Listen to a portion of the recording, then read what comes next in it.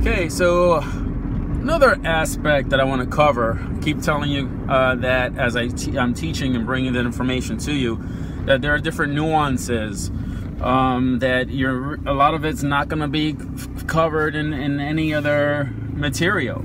Not to say that it's not out there, is they always speak about it briefly, not realizing that a lot of times it's the key is a lot of key factors in understanding or applying successfully the universal laws. So in this short video, I want to talk about being honest, honesty, being honest with yourself, being able to be honest to the point where you can accept honest criticism from the universe, from yourself, from others.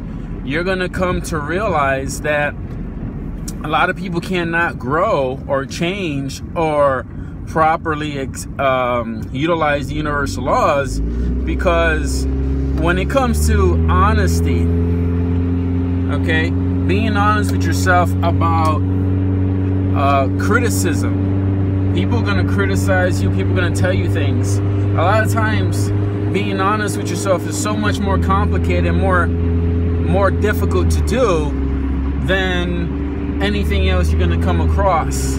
The reason for that is because when you're honest with yourself, a person that's really honest with themselves, they're able to take that criticism, whether it's coming from internal, within yourself, whether it's coming from someone outside of you, whether it's coming from the universe. Universe is continuously showing you that the reason why something is not manifesting or something's not working out, or you're continuously having the same problems over and over again, is because you're not being honest or allowing yourself to receive that criticism. When I say honesty, or to being honest with yourself, is basically being able to accept the outside criticism and being honest with yourself and saying, yeah, it is my fault, or yeah, I am wrong, or yeah, I continuously am thinking in this manner, which is causing my problem, circumstance, situation to continuously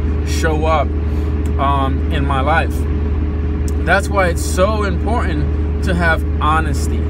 Okay, honesty with yourself. A lot of us, we walk around thinking that if we don't admit to the wrongdoings or the shortcomings in our lives, that we can get away with it. But the truth of the matter is, when you're studying and learning and trying to apply the universal laws, the reason why they work for those who apply at the highest level is because they're able to conquer their own shortcomings and their own fears.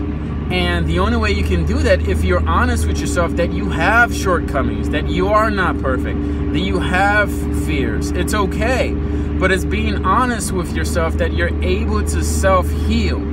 Okay, you're able to heal yourself. You're able to conquer those shortcomings, those fears, those doubts, those negativity, because you're being honest with yourself. Okay.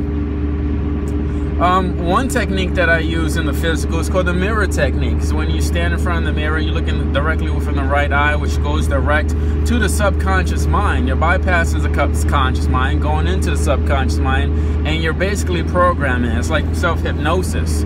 And so you can use it for multiple purposes, such as feeding affirmations directly to the subconscious mind, or just asking yourself open-ended questions. Why is it that, for example, let's say if you're a person that, you have low self-esteem, or you have doubt in yourself, or you don't think you're good enough or more attractive enough, you could look in your right eye in a quiet place, and with a steady, low-tone voice, you can say to yourself, and I'll give an example here. You can say something as, why do I doubt myself? Why do I not believe that I'm good enough? Why do I think I'm not smart enough? And you can ask open-ended questions. You can change, the tone of the voice. You can change how the vibration of the frequency by changing the words and whatnot. And you keep doing that until you get a response.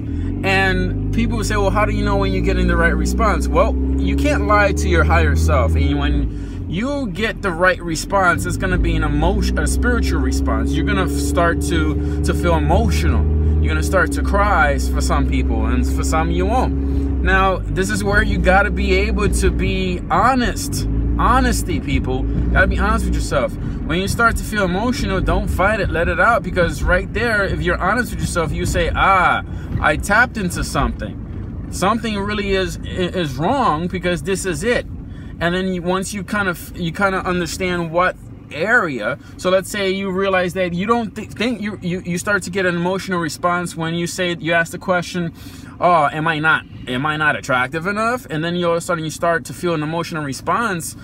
And I've seen it before. I've utilized it on some of my clients, and they'll start to cry or tear up, or and it's like you get that spiritual confirmation. So that's the word I like to use, spiritual confirmation. You can't lie from you're not going to be able to lie to yourself, to your higher self.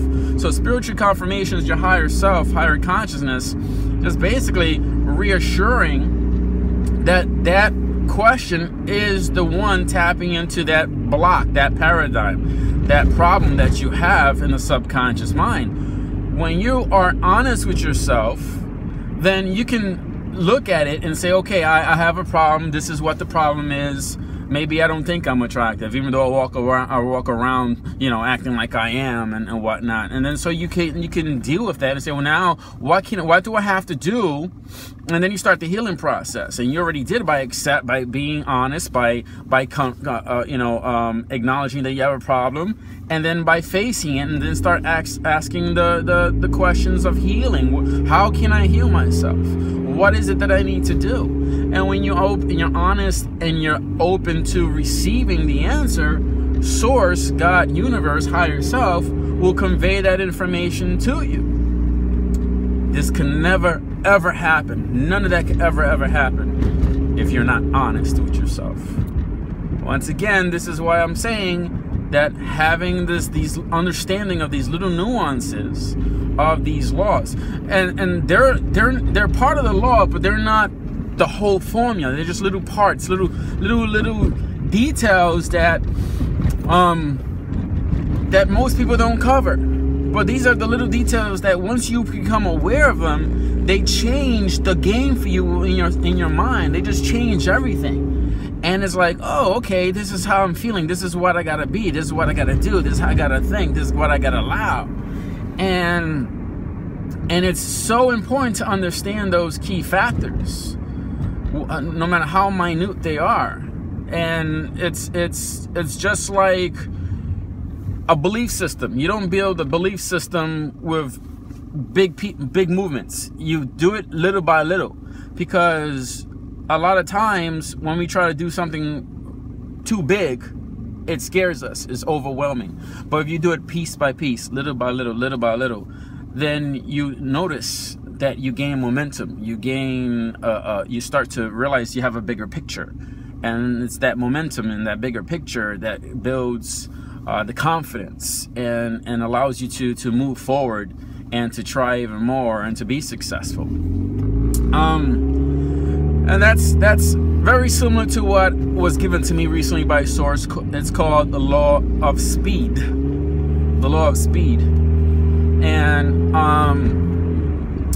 aka the law of momentum. Probably never heard of it. Universal law that was given to me by Source the other day. And when I get a little more into explanation of what it is, you're gonna be like, whoa, that's really powerful law.